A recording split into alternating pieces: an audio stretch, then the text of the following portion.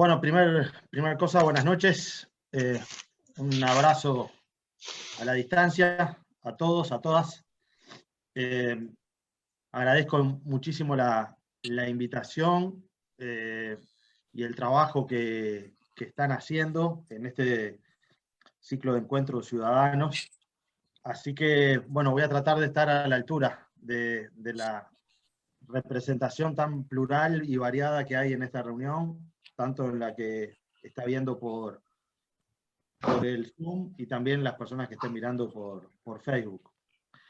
Lo que me plantearon era hacer una presentación sobre todo en esta primera etapa de información y de puesta a punto en relación a los componentes de la temática de seguridad en los artículos de la ley de urgente consideración que se van a poner a su vez en consideración de la opinión ciudadana en marzo del año que viene, una vez que se complete la certificación de las firmas que se presentaron hace un mes, y que la fecha aproximada que se está manejando del referéndum sería más o menos por ahí por marzo.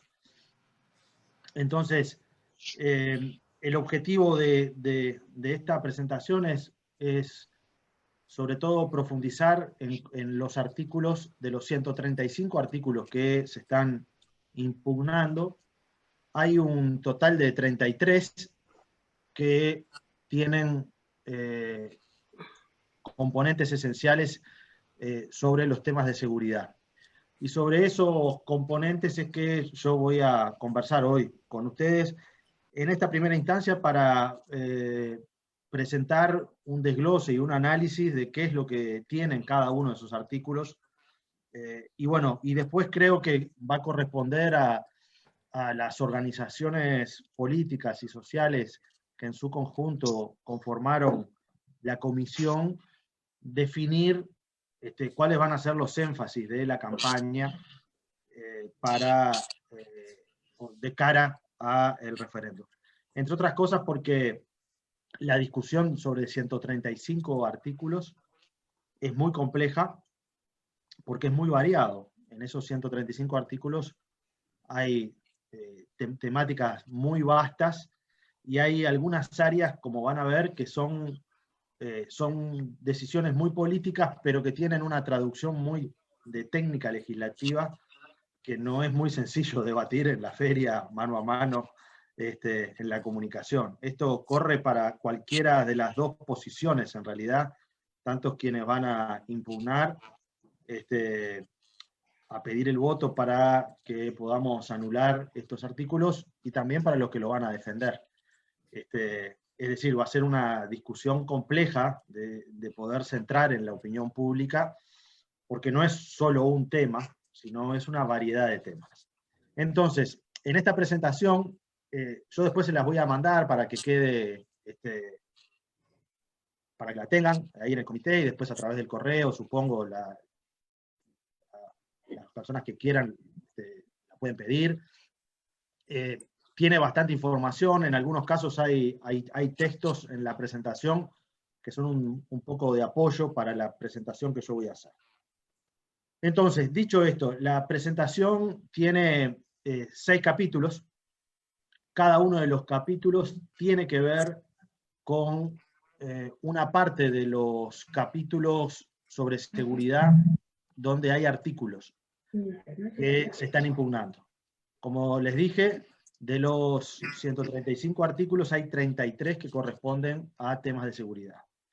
Hay un capítulo sobre normas penales, hay un capítulo sobre las normas del proceso penal, hay otro sobre la legislación profesional de la policía, hay otros artículos que podríamos incluirlos dentro de normas sobre estupefacientes. El quinto capítulo tiene un conjunto de normas que cambian sobre adolescentes privados de libertad, y el sexto tiene normas relacionadas a la gestión de la privación de la libertad. Entonces, lo que vamos a hacer es ir capítulo por capítulo, y dentro de cada capítulo ir viendo cuáles son los artículos que están dentro de esos capítulos. Bien, en primer lugar, para tener idea, dentro de los 33 artículos que están impugnados, el capítulo de normas penales es donde se incluyen los artículos sobre el artículo 1, que es sobre legítima defensa, el artículo sobre la resistencia al arresto, el artículo sobre circunstancias agravantes del encubrimiento, artículos vinculados a nuevos delitos sobre daño a la propiedad. Hay un artículo sobre el agravio a la autoridad policial, hay otro sobre un conjunto de disposiciones que se aplican a otros procesos penales, y también hay un artículo sobre la autoevasión y la ocupación indebida de espacios públicos. Quiere decir que en el capítulo de normas penales hay en principio 2, 4, 6, 8 artículos de esos 33. Yo voy a ir uno por uno, pero voy a tratar de hacerlo lo más didáctico posible. Yo sé que no es fácil, espero no ser aburrido, y si ven que voy siendo muy aburrido o poco claro, me interrumpen, porque esto de dar una charla así también tiene la dificultad que no necesariamente los puedo ver cara a cara, aunque los veo por la pantalla, pero no es lo mismo. En primer lugar, el artículo sobre legítima defensa. Este es un artículo importante, y creo que es importante tener en cuenta que el artículo sobre legítima defensa, la legítima defensa en realidad se constituye cuando hay una persona, ¿sí?, que en determinadas circunstancias repele una agresión, ¿sí? Y para que esas circunstancias configuren la legítima defensa, tiene que haber 3 características. En primer lugar, que sea una agresión ilegítima. En segundo lugar, que haya una racionalidad entre el medio empleado para repeler la agresión, para defenderse, con la amenaza. Es decir, si alguien me está increpando en la calle, yo no puedo argumentar legítima defensa si saco el arma y le disparo, porque no hay racionalidad o proporcionalidad. Y por otro lado, la falta de provocación suficiente del que se defiende. Quiere decir de que el que se está defendiendo no haya sido el agresor inicial, sino ahí ya la legítima defensa no se configura como tal. Bien, entonces, esto que está lleno de letras, pero simplemente yo me lo marqué acá para que quede claro lo siguiente. ¿Qué es lo que cambia? Lo que cambió de la legítima defensa en el artículo de la LUC es lo siguiente. En primer lugar, se ampliaron las características de los lugares donde la defensa se puede realizar en el hogar. Es decir, se especificó, por ejemplo, que para la defensa y para que se constituya la legítima defensa, además de que estén estos 3 componentes que yo les planteé anteriormente, la defensa se puede hacer contra un individuo extraño que se ha sorprendido en la casa, y se consideran dependencias de la casa, en las zonas urbanas, los balcones, las terrazas, las azoteas, los parrilleros, el jardín, el garage y la cochera. Siempre y cuando eso tenga una proximidad con la vivienda. Ese es un componente que se introdujo para especificar y para que quedara claro en qué lugar de la vivienda se constituía la legítima defensa. Quiere decir de que, en este caso, lo que hay para las zonas urbanas es el conjunto de la extensión de la casa. Es decir, en un apartamento, sí, si la persona se está descolgando por la terraza y está en la terraza, no tiene por qué ingresar al apartamento, porque se considera que ya la terraza es parte del apartamento. Y en el interior, y sobre todo en las zonas rurales, y es acá donde ha habido mucha discusión, se consideran dependencias de la casa en zonas suburbanas o rurales, galpones, instalaciones o similares formas que sean parte del establecimiento. siempre y cuando haya una razonable proximidad con la vivienda.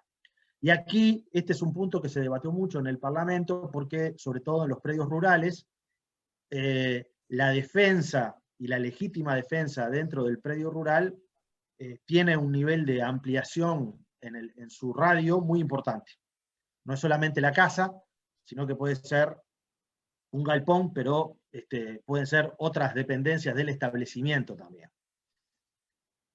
En segundo lugar, se incluye dentro de la legítima defensa a funcionarios del Ministerio del Interior o Ministerio de Defensa Nacional que, cumpliendo con las funciones que tienen, repelan una agresión. Y se incluye esto como una legítima defensa sobre la base que tiene que ser racional, proporcional y progresiva.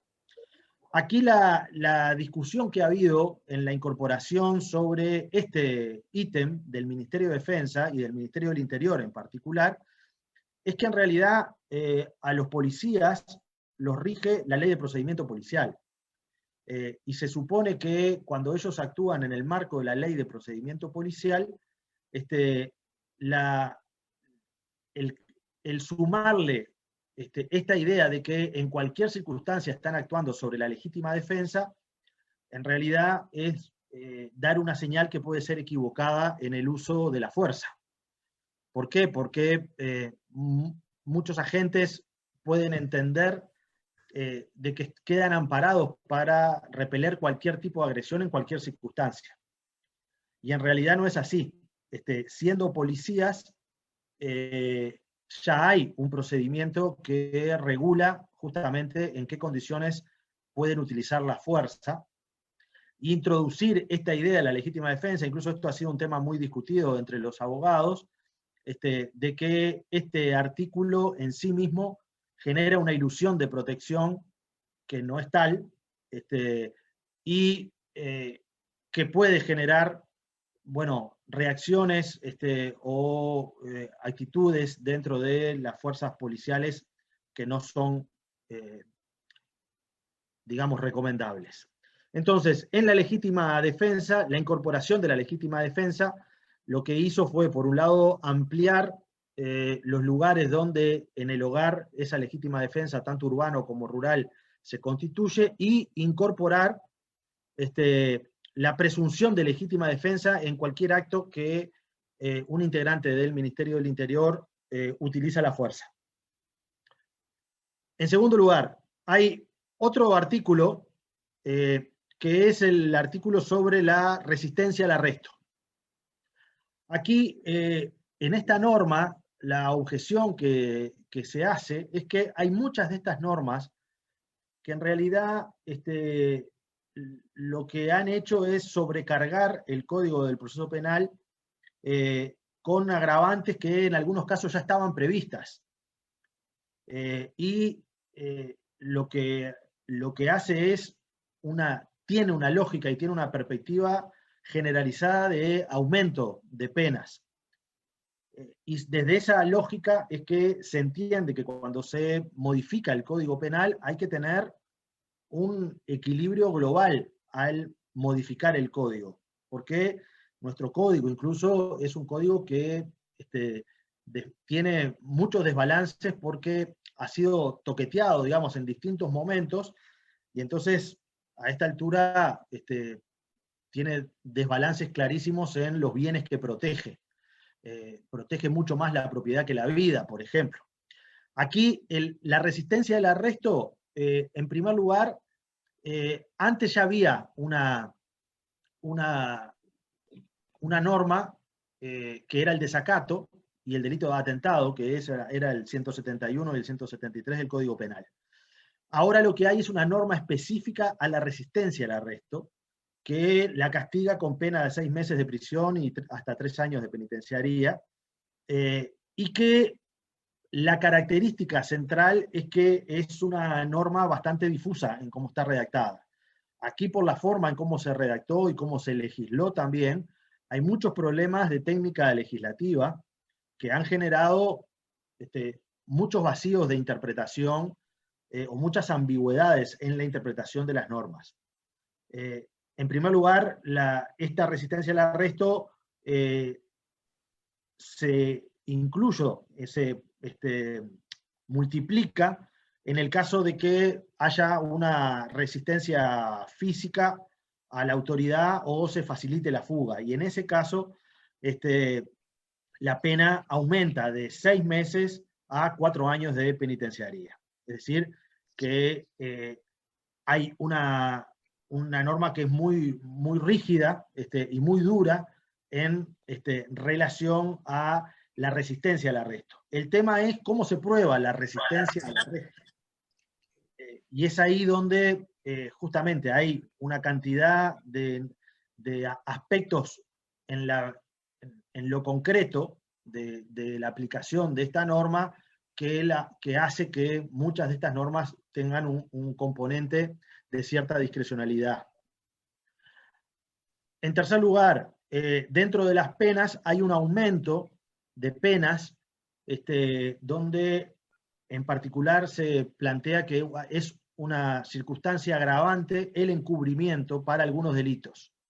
Y esa pena tiene un agravante que es potente porque aumenta 1/3 de la pena que ya tienen esos delitos. Particularmente es un agravante el encubrir delitos vinculados a la ley de estupefacientes, encubrir rapiña con privación de libertad o copamiento, que es lo mismo, encubrir secuestros y encubrir receptación. Por otro lado, hay otro artículo dentro de este primer capítulo que es los delitos contra la propiedad mueble e inmueble. Particularmente aquí, lo que se agregó un artículo al Código Penal, se crea un nuevo delito, y es el delito que pena la agresión a una dependencia policial o a establecimientos del Instituto Nacional de Rehabilitación. Es decir, una rotura o un motín dentro de las cárceles. El Instituto Nacional de Rehabilitación es quien rige la administración de todos los penales en el país y depende del Ministerio del Interior. Y aquí hay un aumento también de la pena de 12 meses a 6 años de penitenciaría, cuando la persona intencionalmente destruya o deteriore de cualquier manera y lo haga inutilizable una parte o todo el inmueble. Por otro lado, hay otro artículo vinculado al agravio a la autoridad policial. Este es un artículo que fue muy polémico porque también es un artículo que tiene un nivel de discrecionalidad muy alto, sobre todo en la cobertura, cómo está redactado. Se define el agravio a la autoridad policial como aquel que obstaculice, agravie, atente, arroje objetos, amenace o insulte a la autoridad policial en el ejercicio de sus funciones. Y un insulto, por ejemplo, le puede costar entre 3 a 18 meses de prisión. Y además son circunstancias agravantes de este delito que se crea, por ejemplo, que la conducta del insulto o del agravio sea hecha entre 3 o más personas, que se haga contra más de un funcionario policial, que a su vez el funcionario policial tenga un rango alto, es decir, que la elevación jerárquica del ofendido importa a la hora de constituirse en un agravante. Y el único atenuante que hay es la retractación del ofensor frente al juez, pero con el consentimiento firmado de la persona que se sintió agredida. Entonces aquí es donde hay un espacio también donde en realidad la definición de que un policía o un efectivo de seguridad se sintió agraviado, inicialmente corre por parte de la persona que se siente agraviada, y es quien digamos, hace la denuncia y después la persona que agravió o insultó es el que se tiene que defender, pero fíjense en que en circunstancias, por ejemplo, de seguridad, este tipo de normas redactadas de esta manera, con esta amplitud, puede ser realmente puede generar un conjunto de situaciones no muy queridas, porque el obstaculizar, agraviar, atentar, arrojar objetos o insultar a la autoridad policial es de una vastedad en situaciones concretas muy importante. La salida de un baile, en la puerta de un estadio, imagínense, u otro tipo de circunstancias donde puede haber un cruce de palabras con alguien, y que eso también está incluido, porque una cosa es que haya un atentado, como estaba previsto, es decir, acá la norma anterior hablaba del desacato y el atentado, y eso estaba bastante más regulado. Y por último, en este capítulo también se incorpora, este es un tema técnico, pero es un tema importante, se incorporó la figura del colaborador y del agente encubierto en todos los delitos que tienen competencia en los juzgados letrados de primera instancia, en lo penal. Para que se tenga una referencia, en realidad la ley 19.574, que es del año 2017, que es la ley de lavado de activos, incluía la figura del colaborador y del agente encubierto, en el entendido de que, bueno, para poder investigar algunos tipos de delitos, el colaborador, eso está bastante regulado, es una persona que, habiendo participado del hecho que se investiga, comienza justamente a dar información precisa a la justicia, y eso puede generar una, digamos, redención de la pena para esta persona, siempre y cuando la información que entregue sea de alto valor para el proceso.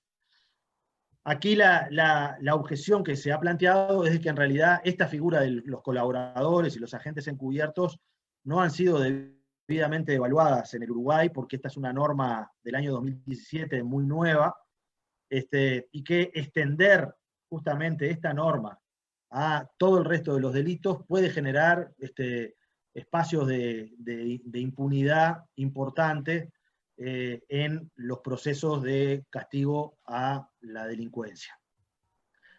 Por otro lado, hay otra norma que incluye la LUC, que es una nueva redacción en cuanto a la autoevasión. Hasta antes de la LUC, las personas que estaban privadas de libertad y se escapaban de la cárcel sin violencia, ¿sí? No tenían, digamos, ninguna pena adicional. ¿Por qué? Porque esto tiene que ver con los tratados también internacionales, en el sentido de que las personas que están privadas de libertad, cualquiera sea el caso, hay un valor de libertad de los individuos que es innato, es decir, el querer ser libre es innato a la naturaleza humana. Por lo tanto, en las normas nuestras se recuperaba esa tradición, que es una tradición que tienen muchos países, donde las personas que se evadían sin generar ningún daño y sin generar ningún daño a las personas en particular, no se les generaba ninguna pena adicional en el momento que los detenían, nuevamente, si es que los lograban apresar.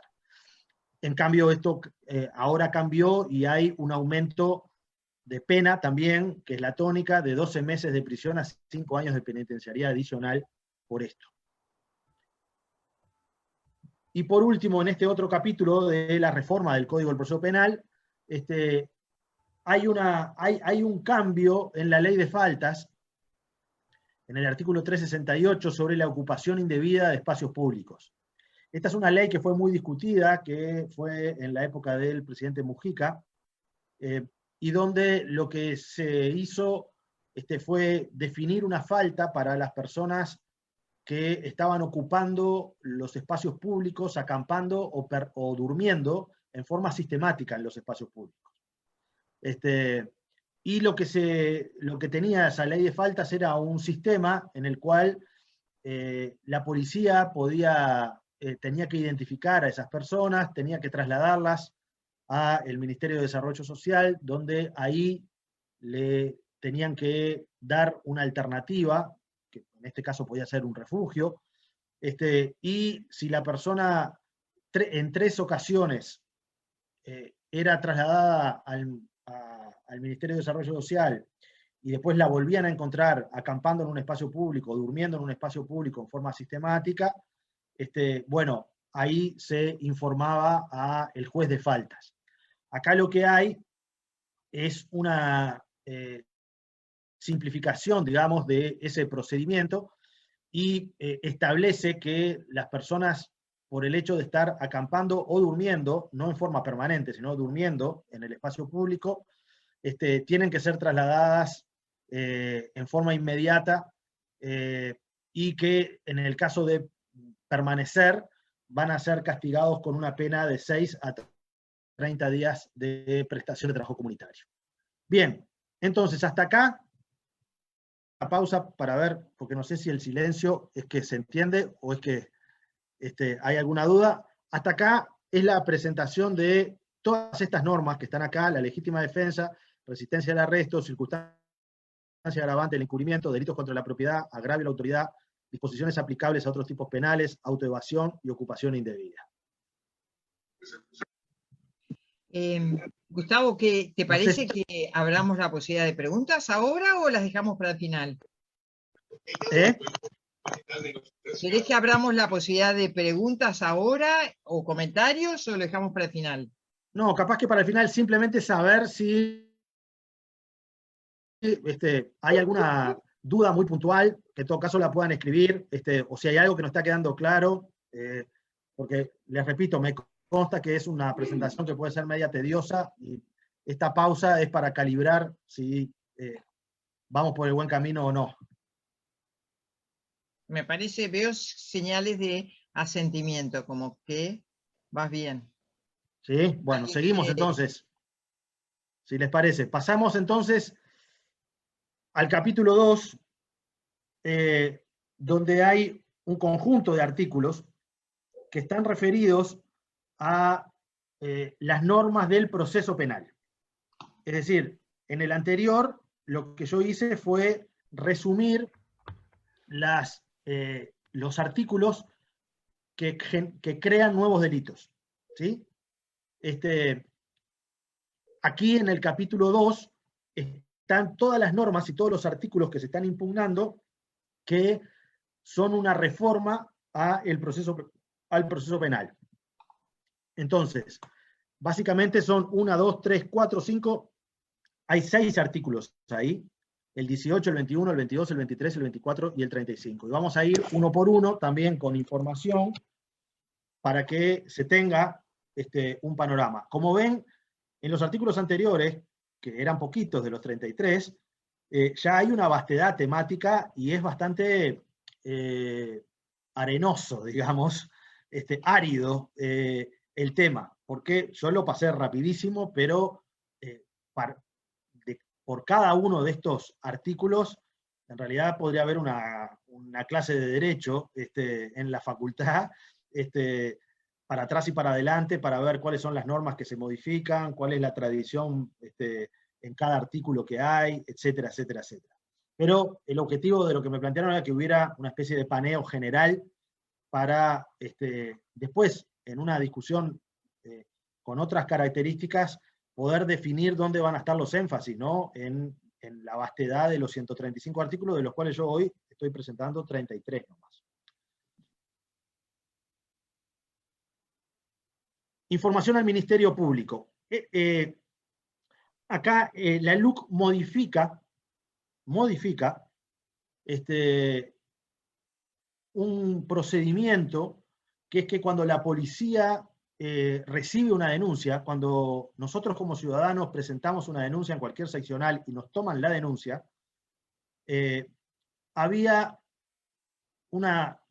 estaba estipulado que la policía tenía que informarle al fiscal, de acuerdo a la gravedad del hecho, de la forma más rápida posible, ¿sí? Y en un plazo de 2 horas. ¿Sí? Ahora lo que cambia en la LUC es que la información, cuando la policía recibe una denuncia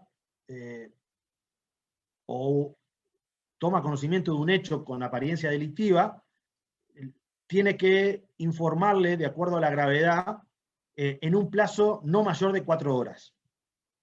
Y se elimina incluso la redacción, que yo no la quise poner acá para comparar cómo era la redacción anterior a cómo es la redacción ahora. Lo que estoy poniendo, y están viendo ustedes en la pantalla, es cómo queda la redacción ahora.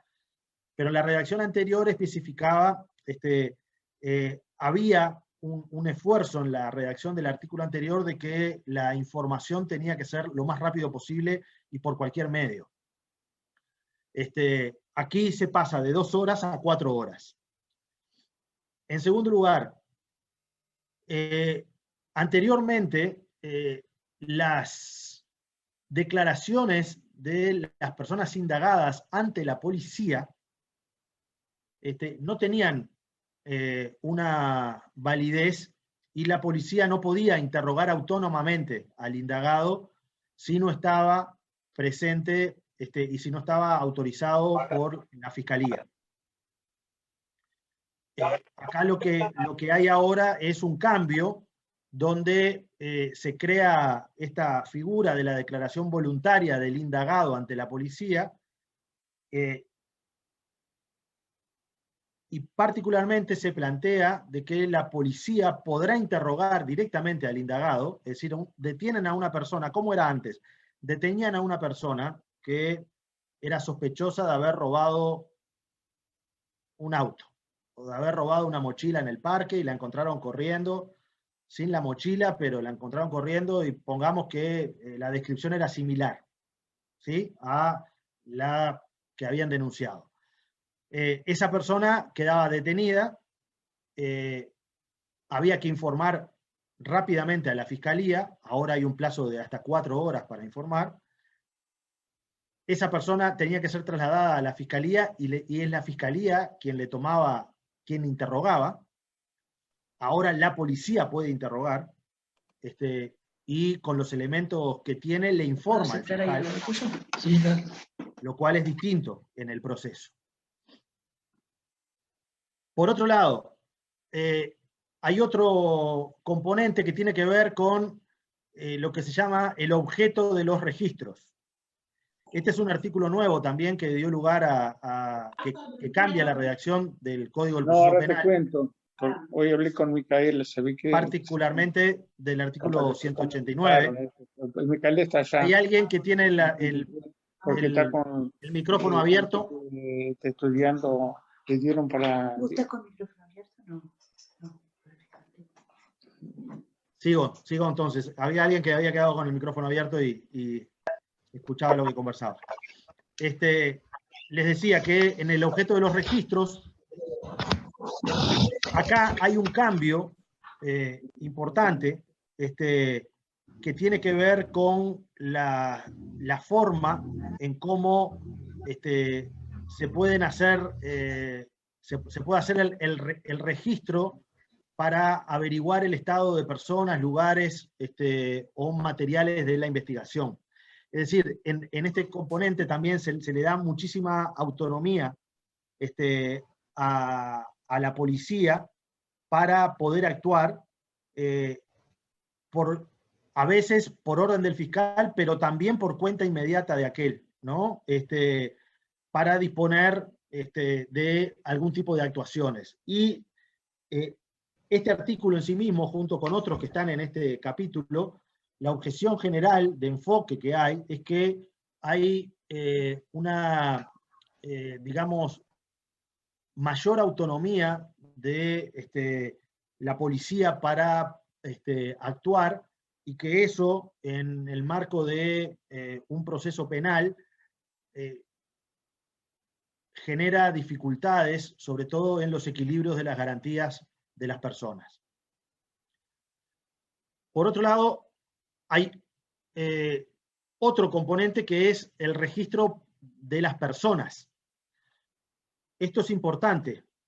¿Por qué? Porque acá se ha dicho de que la LUC habilita ahora a pedir la cédula, y quién se va a negar a que le pidan la cédula. En realidad eso no es verdad. Así planteado es un maniqueísmo y es una mentira.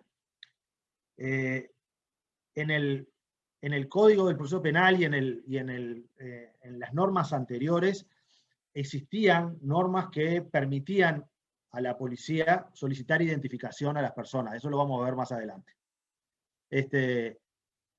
Lo que sucedía era de que esa identificación tenía que darse en determinado contexto. ¿Sí? Aquí lo que hay es que se habilita a la policía a poder registrar, digamos, a las personas, y que, digamos, ese registro no necesariamente esté enmarcado dentro de un procedimiento policial que está en ejecución, ¿sí? Sino que también ahí habilita una cantidad de opciones donde ese registro personal puede suceder, incluso incluyendo también el registro del propio vehículo y de los equipamientos del vehículo, que eso antes se podía hacer, pero tenía que haber justamente un conjunto de circunstancias que lo regulaban. Ahora esas circunstancias, que las podemos hablar más adelante, no están presentes, y lo que hay acá también en el caso del registro personal es digamos, es un estiramiento de muchas de esas normas, una flexibilización de esas normas. Esta es otra, que habla también del registro personal, de la vestimenta de las personas. Esto se faculta incluso a los militares que están en el marco de la ley de patrullaje, que puedan realizar registros personales, que puedan cachear a las personas, que puedan realizar el registro de vehículos,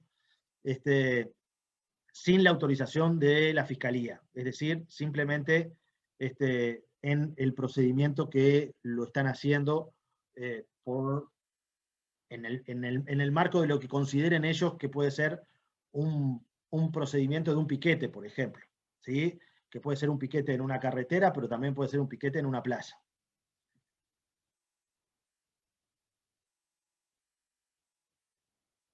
Bien, y por otro lado, hay otra modificación en este capítulo que tiene que ver con esto, que tiene un título largo, pero se llama la inaplicabilidad del beneficio de la libertad anticipada para la comisión de ciertos delitos.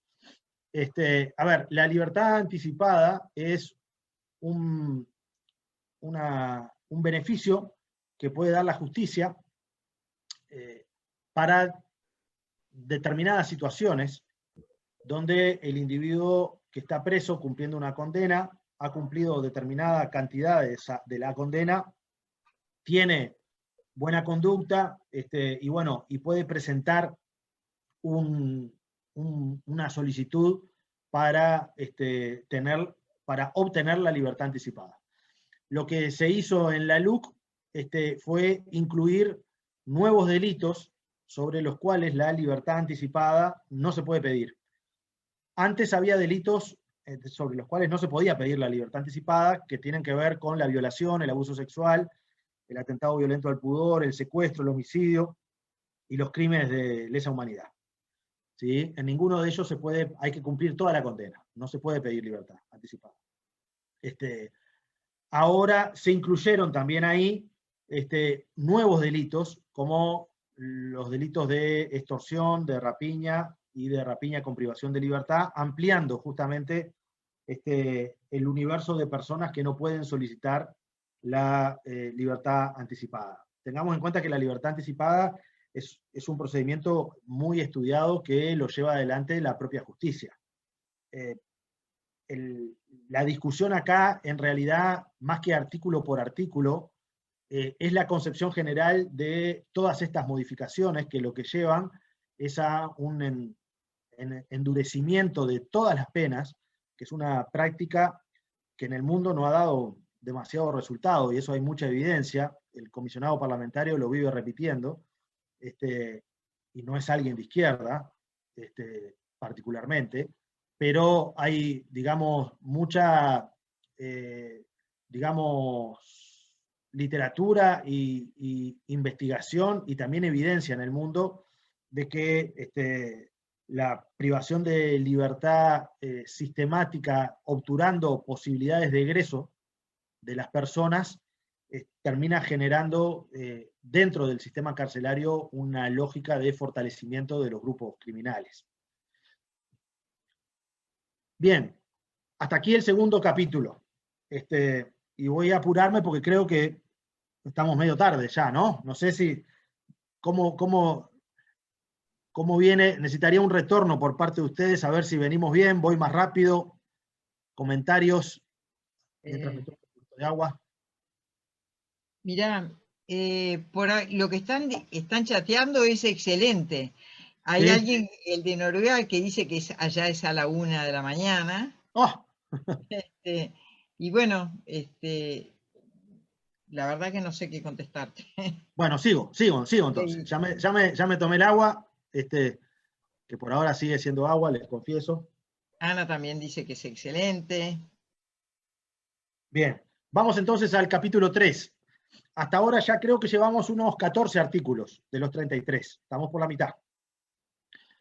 En el capítulo 3 hay un conjunto de modificaciones a lo que son las normas sobre la legislación profesional policial. ¿Sí? Y vamos a ver de qué se tratan esos artículos. En este caso son particularmente 2, 4, 6, 7 artículos. La comunicación inmediata, la seguridad necesaria, la oportunidad para el uso de la fuerza, la legitimidad en la actuación policial, el deber de identificarse, el alcance de la medida y la conducción policial. Vamos a ver qué es cada cosa. Esto es como una pequeña introducción a un curso rápido sobre derecho, pero como se está impugnando una ley, no hay otra manera de abordar estos temas si no es con una lectura clara de lo que ha cambiado. En el Parlamento, yo no soy parlamentario, nunca lo fui, pero he visto cómo es que trabajan, y cuando van a estudiar una ley siempre tienen en el repartido que le entregan en el Parlamento, tienen la versión del artículo anterior y en otra columna la versión del nuevo artículo. Y es ahí donde a veces el cambio de palabras, de 2 o 3 palabras en un artículo, cambia el sentido absoluto de lo que se está proponiendo. En el caso de la comunicación inmediata, este es el artículo donde se sanciona y se establece de que el plazo de comunicación de la actuación policial a la Fiscalía se extiende a 4 horas. Antes era a 2. ¿Sí? Esto ya lo expliqué anteriormente. El porqué de la discusión sobre el plazo es un tema de garantías. ¿Sí? Es un tema de garantías de que la policía en realidad es auxiliar de la justicia. La policía actúa bajo las órdenes del fiscal. La policía investiga porque el que conduce la investigación es la fiscalía. Es el fiscal del caso que ordena, y le ordena a los policías y a la policía. Por lo tanto, el hecho de que haya una persona detenida o haya un hecho delictivo que está en conocimiento de auxiliar de la justicia, que en este caso es la policía, pero que se extienda el plazo para informar, es lo que se discute de que justamente va erosionando aspectos de la rapidez para poder actuar por un lado, y por otro lado deja la puerta abierta para que la policía por sí misma pueda realizar actuaciones sin la indicación del fiscal. El plazo de 2 horas a 4 está en consonancia con, por ejemplo, la posibilidad de que se pueda interrogar a los indagados directamente en la sede policial. Y después también informarle a la justicia. En segundo lugar, hay un artículo que es la redacción modifica en realidad una ley del año 2008 que habla de la seguridad necesaria. La seguridad necesaria, se los leo para que tengan claro qué quiere decir esto. El artículo dice: el personal policial tendrá presente en todo momento que solamente se adoptarán las medidas de seguridad necesarias para el cumplimiento de su función de acuerdo con la normativa vigente. Esto, que puede parecer neutro, es muy importante, porque en la versión anterior lo que decía era lo siguiente. Decía seguridad estrictamente necesaria. En primer lugar, el personal policial tendrá presente en todo momento que solo se podrán adoptar medidas de seguridad defensivas u ofensivas estrictamente necesarias para el cumplimiento de su función. Básicamente acá está lo que regula esto es el uso de la fuerza por parte de la policía. ¿Sí? El sacarle la palabra estrictamente necesaria es también un componente muy importante, porque en la redacción anterior lo que decía era de que las medidas de seguridad que son proporcionales en el uso de la fuerza tenían que ser aplicadas si había, por ejemplo, un impacto en la seguridad defensiva de las personas o de las fuerzas policiales. Y ahora el uso de la fuerza queda legislado de esta manera, de una manera mucho más amplia, es decir, menos restrictivo. Tercero, que está en relación con esto anterior. Esto es muy largo, pero me lo puse acá para recordar y para que yo les pueda explicar a ustedes este cambio. Este cambio está relacionado también con el anterior, es la oportunidad para el uso de la fuerza. Es decir, en qué momento la policía puede hacer uso de la fuerza legítima. Este es un artículo muy importante. Es en qué momento la policía es quien tiene, digamos, el Estado, los ciudadanos, le entregamos a la policía el monopolio del uso de la fuerza. ¿Sí? Entrenamos a un grupo armado que representa a los ciudadanos y son los que tienen el monopolio legítimo del uso de la fuerza. El momento en que usa la fuerza, es decir, que reprime, tiene que ser un momento muy regulado, porque está habiendo un monopolio, son los únicos que lo pueden hacer, y por lo tanto es una situación que obviamente tiene que ver con la integridad de las personas y los derechos humanos.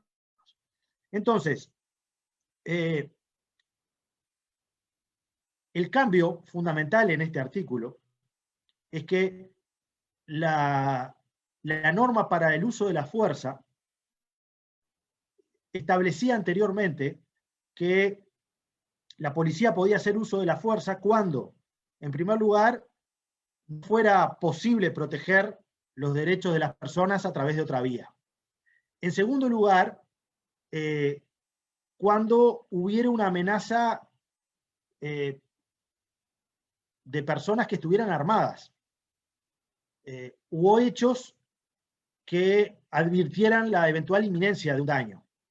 Bueno, en el artículo que se aprobó se eliminó lo que está en rojo, se eliminó el requisito de que pudiera haber personas armadas, poniendo en peligro la integridad física. Es decir, que nuevamente aquí la posibilidad de reprimir no está atada solamente a que hubiera personas armadas, sino que hubiera otras características en la multitud o en la escena que están descritas en estos 6 puntos que están planteados ahí, que es bastante largo, pero a su vez establecía de que las manifestaciones en el punto E solamente se podían disolver por la fuerza, ¿sí? Siempre y cuando las manifestaciones públicas no sean pacíficas y cuando en ellas participen personas armadas o esgriman objetos de forma tal que puedan ser utilizados para agredir. Eso que acabo de leer se eliminó de la ley y ahora la redacción quedó de que se pueden disolver reuniones o manifestaciones que perturben gravemente el orden público o que no sean pacíficas en cuanto las mismas participen personas que porten armas. Es decir, que también esto que es de técnica legislativa, que puede parecer, repito, en una charla de estas características casi menor, porque bueno, uno se va perdiendo en dónde está el énfasis, dónde está la coma, lo que hay es en concreto, el espíritu de este artículo es una ampliación de la esfera para el uso de la fuerza por parte de la policía. El otro artículo es sobre la presunción de la legitimidad de la actuación policial. ¿Sí? Este es un artículo complicado porque es parte de los artículos que se han planteado que constituyen lo que el gobierno define como el respaldo a la policía. Y en realidad esto pasa a ser una falsa sensación de seguridad a los efectivos policiales. ¿Por qué? Porque incluyen un artículo donde definen que hay una presunción simple de que toda la actividad, de que toda la actuación de la policía es legítima. Y esto tiene un escasísimo valor, porque en realidad la presunción simple implica que puede admitir prueba en contrario. Y entonces, esta idea de que se presume a priori que toda actuación de la policía es legítima, tiene dos problemas. En primer lugar, que da una señal equivocada, porque no necesariamente cualquier actuación de la policía es legítima. Es legítima siempre y cuando esté en el marco del procedimiento policial. Pero no es cualquiera. Digamos, hemos visto en las cámaras lo que sucedió en ese video que se viralizó, donde un policía golpea a un adolescente y le rompe el teléfono, ¿no? Y le hace borrar videos porque habían filmado un procedimiento. Bueno, justamente ahí, por ejemplo, la ley lo que partiría de la base de que hay una legitimidad en la actuación policial, a priori, siempre. Pero eso, de hecho, y se ha demostrado, tiene un escasísimo valor jurídico. Es decir, es una señal equivocada, porque para el respaldo efectivamente a la policía hay que darle herramientas jurídicas y también elementos materiales que le permitan tener una actuación que sea predecible. Y no darle una señal como que están respaldados, pero que en realidad esta especie de patente de corso de que bajo cualquier circunstancia su actuación es legítima, bueno, es muy discutible. Es legítima siempre y cuando uno se esté apegando a las normas. Y por último, acá hay una norma que está relacionada con algunas cosas que vimos anteriormente, que es sobre el deber de identificarse. ¿Sí? Anteriormente, y esto está en la ley del año 2008, se establecía de que frente a la solicitud de la policía, los ciudadanos tenemos el deber de identificarnos cuando la policía lo requiere. ¿Tá? Por eso es una falsedad eso que se dice que la policía no podía pedir la cédula, etcétera, etcétera. Lo que pasa es que podía pedir la identificación en determinadas circunstancias y en base a determinados protocolos. Ahora bueno, la persona tenía el deber de identificarse, pero no tenía el deber de estar con la cédula. Eso de estar con la cédula es algo que le quedó a todas las generaciones que vivieron, porque son varias generaciones hoy que atravesaron la dictadura, gente de más de 40 años, pueden ya empezar a recordar, y a muchos les queda todavía esta idea de que salen con la cédula en cualquier lado. En realidad nosotros como deber ciudadano tenemos el deber de identificarnos, y lo que plantea es de que si nosotros no tenemos la identificación, la policía nos puede conducir a una dependencia policial y durante 2 horas estar retenidos ahí para poder chequear digamos, para poder chequear quiénes somos, en el caso que no hubiéramos tenido posibilidad de acreditar nuestra identidad. Aquí la diferencia está en que anteriormente este tipo de cosas se podía hacer, pero se les tenía que solicitar permiso al fiscal para poder trasladar a una persona detenida. Es decir, si me paran a mí y yo no tengo cédula, y me preguntan la edad y yo le digo tengo 25 años, entonces el policía dice, pero este hombre no tiene 25 años. Se quiere hacer y no sé, y le digo, y le doy algún otro dato que ellos no pueden chequear a través del sistema de gestión de seguridad pública. Bueno, en ese caso lo que había era una comunicación con la fiscalía, diciéndole de que se iba a trasladar a un ciudadano a una dependencia policial para poder identificarlo porque no tenían la información suficiente sobre él. Después hay otro cambio acá sobre lo que denominan el alcance de la medida.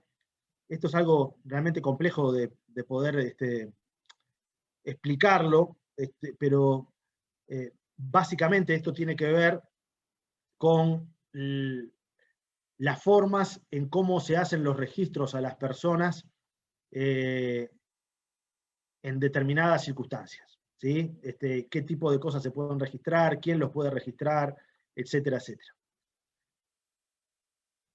Y después hay otro artículo, que es el último de este componente, que tiene que ver con la conducción policial de personas eventualmente implicadas.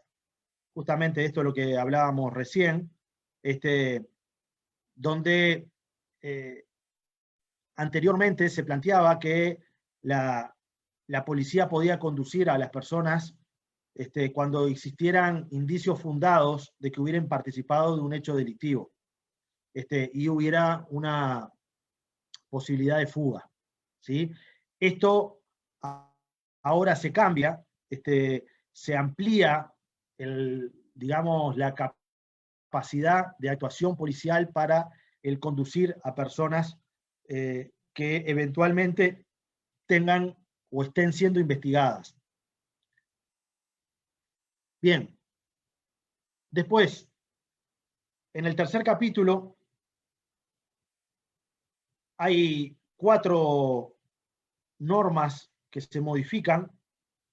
Algunas voy a ir un poco más rápido que otras, que tienen que ver sobre la legislación relacionada a la profesión policial. En la primera, bueno, acá hay un cambio, se crea en el Ministerio del Interior, se crea a nivel de la Secretaría del Ministerio la Dirección Nacional de Políticas de Género. La discusión en torno a este tema es una discusión sobre cómo se transversalizan justamente el enfoque de género. Eso antes era diferente y no, ahora esto es centralizado. Y bueno, hubo toda una discusión sobre la arquitectura institucional justamente de esta dirección. En segundo lugar, acá hay una modificación del estado policial de las personas en situación de retiro. Cuando el policía deja de trabajar, es decir, pasa a retiro, a situación de retiro, todavía sigue manteniendo, o seguía manteniendo, lo que se denomina el estado policial, que involucra un conjunto de obligaciones y de derechos, y también de prohibiciones. El Estado policial, los retirados, lo mantenían hasta 4 años luego de haberse jubilado, ¿sí? De haber pasado a retiro. Con esta ley, ese plazo se achica a 2 años, ¿sí? Las cosas que tenían prohibido, y que tienen prohibido los policías cuando pasan a retiro durante ese periodo, es, por ejemplo, el hecho de divulgar información en relación a los procedimientos que ellos hayan actuado. Entonces acá lo que hay es un acortamiento del nivel de responsabilidad y de estado policial, de mantenimiento del estado policial, que baja de 4 años a 2. El otro componente, este es un componente complejo también, que es el derecho automático al porte de armas a las personas que están en situación de retiro. Anteriormente, digamos, para poner, una cosa es el porte de armas y la otra es la tenencia de armas. Son 2 cosas distintas. La tenencia de armas es la posibilidad, es la autorización que le brinda el Estado a las personas para adquirir un arma de fuego y para poderla tener justamente en su hogar. El porte de armas es la habilitación que le da el Estado a las personas de poder andar armado en cualquier lugar, en el cine, en la calle, en la feria, en la playa. Y para eso, el derecho al porte de armas es un derecho que está muy regulado, porque tiene que ser muy fundamentado. En qué condiciones un civil solicita tener el derecho al porte de armas. Para eso hay un componente que es un examen, obviamente, de tiro, hay un examen de fundamentos legales, hay un test psicotécnico que hay que pasar, una prueba psicotécnica, psicológica, y tiene que haber además algunos otros requisitos vinculados a la salud de las personas. Y el porte de armas se va renovando cada 3 años, ¿sí? Y las personas tienen que fundamentar eso.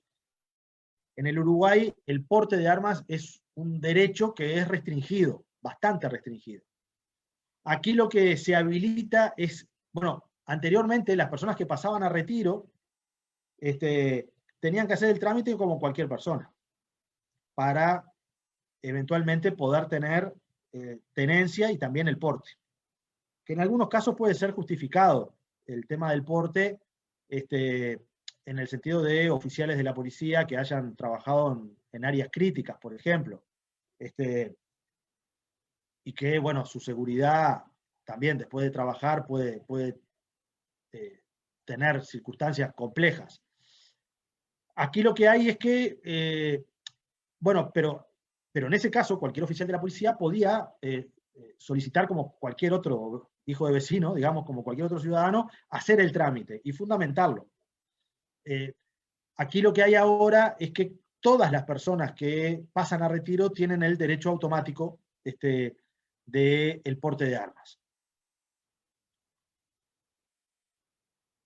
Y por otro lado, relacionado a esto, está el hecho de que el personal policial, acá se incorpora algo que esto sí que es bien complejo, que es que es la posibilidad de los policías que están jubilados en situación de retiro, en cualquier momento, habiéndose retirado hace 1 año o hace 25, ante la ocurrencia de un hecho delictivo, flagrante, es decir, que está pasando, puedan actuar como si fueran policías.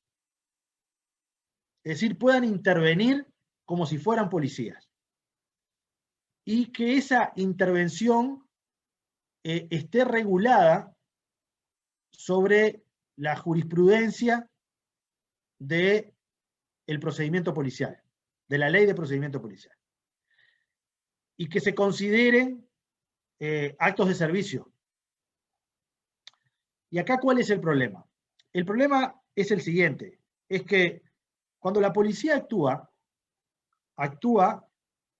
pongamos este ejemplo, estamos en una pizzería y entran un par de rapiñeros a la pizzería.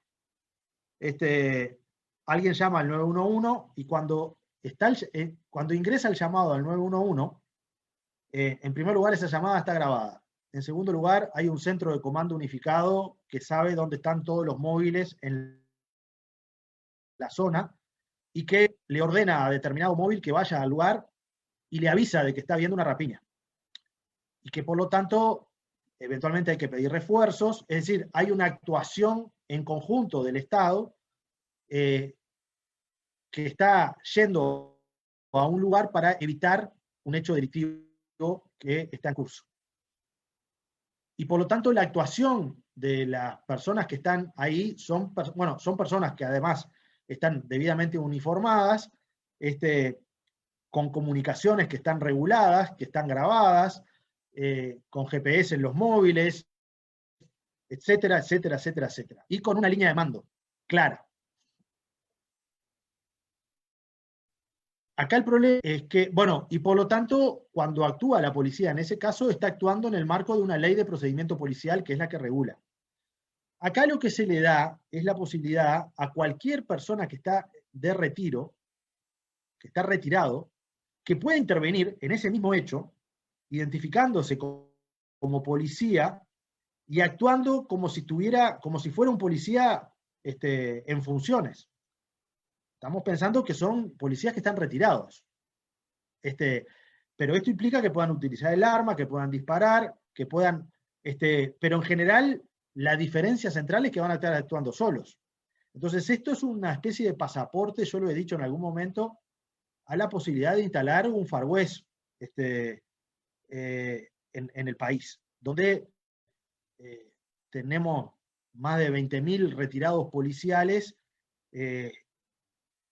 que frente a su leal saber y entender pueden suponer que hay una situación que están observando y que es un delito en curso, y por lo tanto actúan, pero no actúan como un ciudadano, sino actúan como si fueran policías en ejercicio. Bien, el cuarto capítulo es sobre normas sobre estupefacientes, sobre la ley de drogas.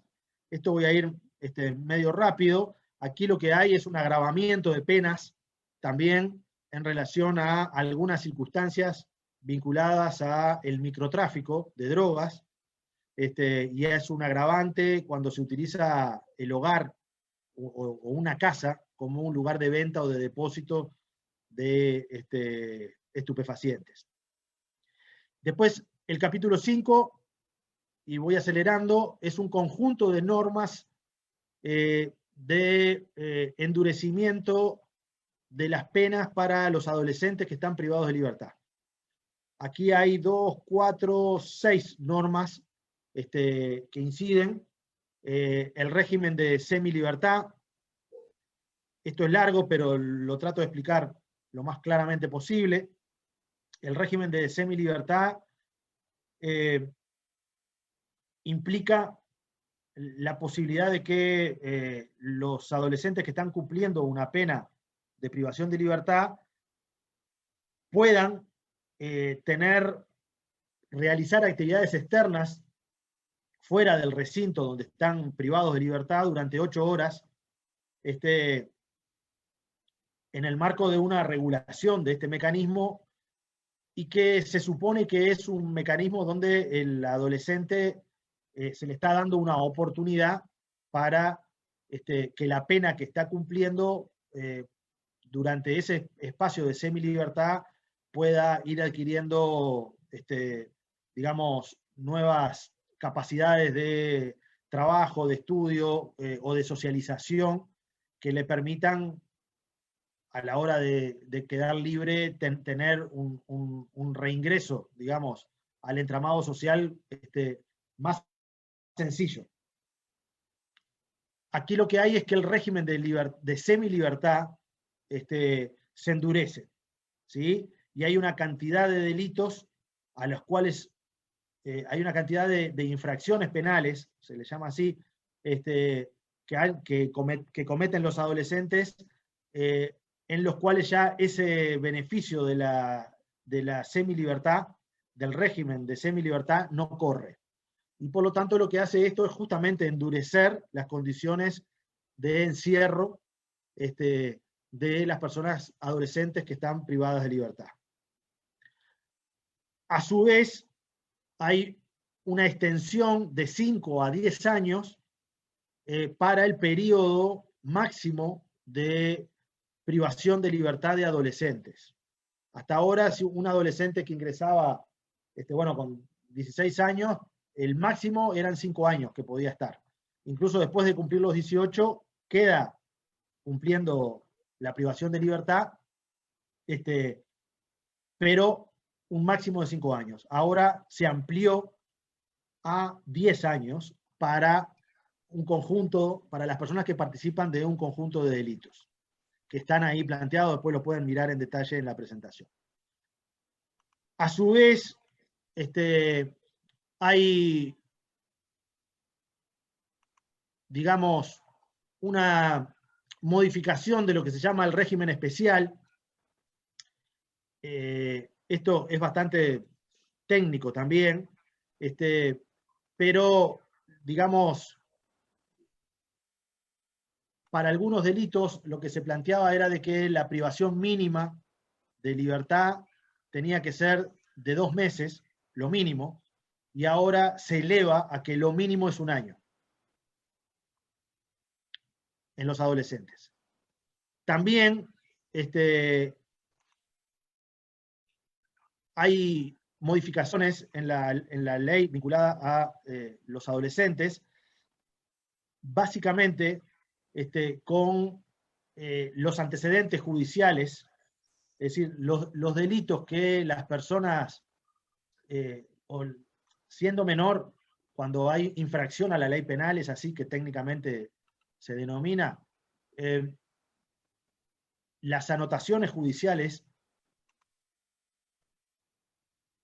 en los regímenes anteriores no quedaban computadas como un antecedente si la persona, siendo mayor de edad,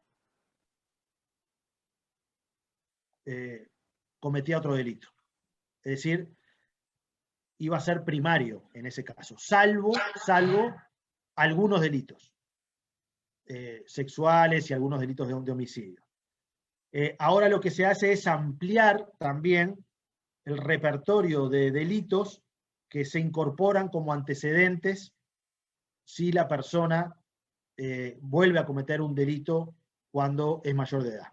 Es decir, es en el mismo enfoque de endurecimiento del sistema penal. Y bueno, y por último, el capítulo 6, en esta misma lógica del endurecimiento, aquí lo que hay es la modificación a la redención de pena por trabajo o estudio. ¿Qué es lo que hay acá? Esto es larguísimo, pero se los explico.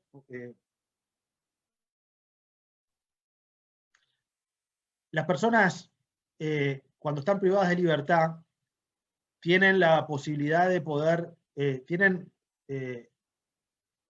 no todos, ¿no? Pero deberían de tener la posibilidad de trabajar y de estudiar. Cuando las personas que están privadas de libertad trabajan o estudian, se va computando cada día de estudio o cada día de trabajo en su legajo. Y de acuerdo al perfil de la persona recluida, de acuerdo a su conducta, de acuerdo a sus antecedentes, esos días que fue anotando, digamos, o que le fueron anotando, pueden ser un elemento que utilice la persona que está recluida para solicitarle al juez la posibilidad que le redima parte de la pena. No es algo automático, es algo que, es decir, yo estoy detenido, pero trabajo, entonces tengo, no sé, anotado 400 días de trabajo, y en determinado momento me presento un escrito frente al juez, le solicito al juez que considere la posibilidad de computarme 400 días en el que yo trabajé o estudié como parte de la reducción de la pena. ¿Sí? Y el mecanismo que hay es que tiene que haber obviamente un informe de seguimiento, se hace un seguimiento sobre la peligrosidad de la persona, es decir, esto no es automático, ni mucho menos.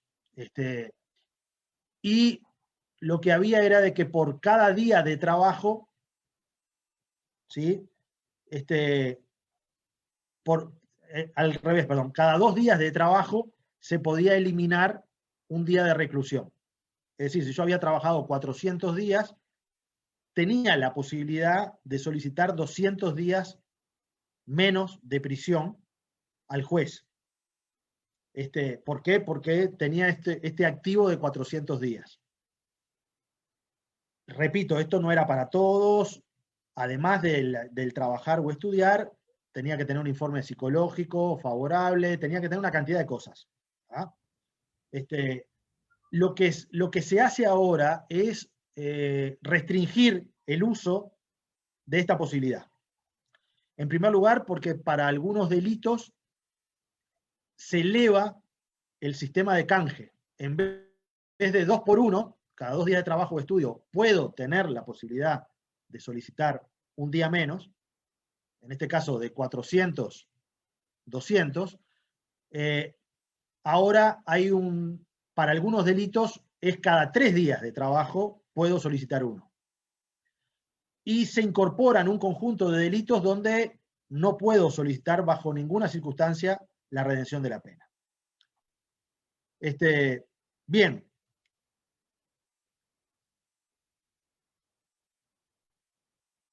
Capaz que fui larguísimo, yo les pido disculpas, y capaz que fue aburrido, ya me dirán, pero había pensado hacerlo en 45 minutos y demoré 1 hora y 10 minutos. Pero como ven, y en conclusión, lo que yo podría decir es, en primer lugar, solamente estos 33 artículos reúnen un conjunto de información complejísima, de poder debatir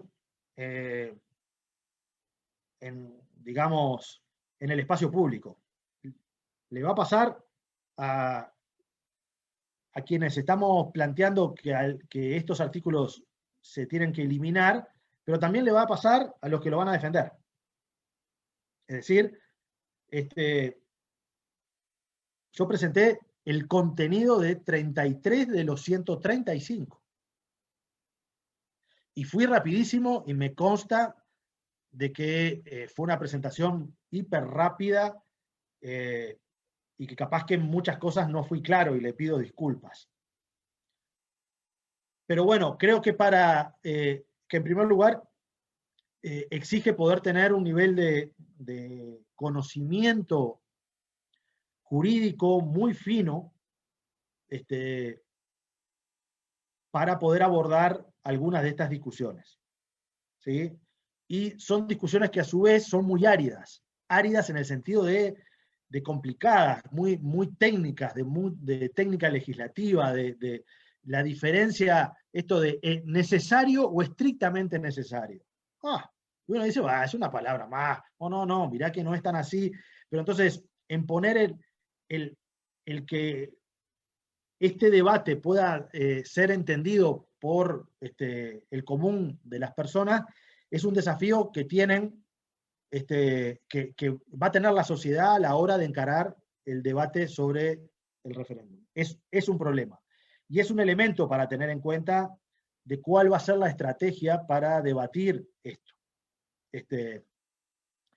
En tercer lugar, me parece que la clave, por justamente esa complejidad y esa forma árida que tienen todos estos artículos, puede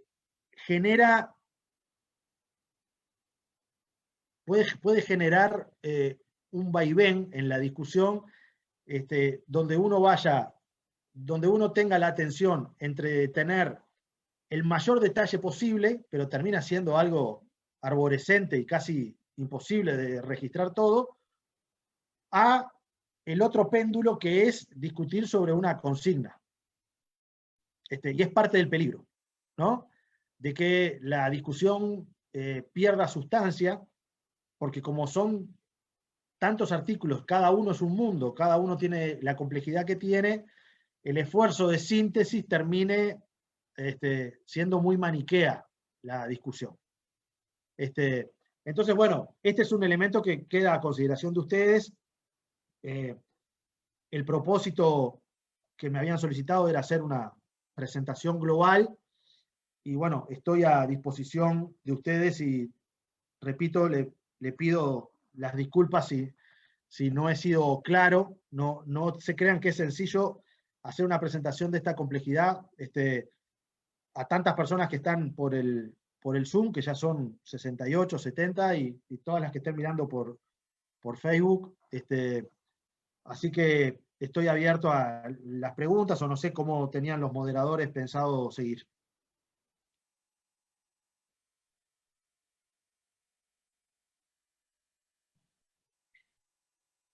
La idea es apuntar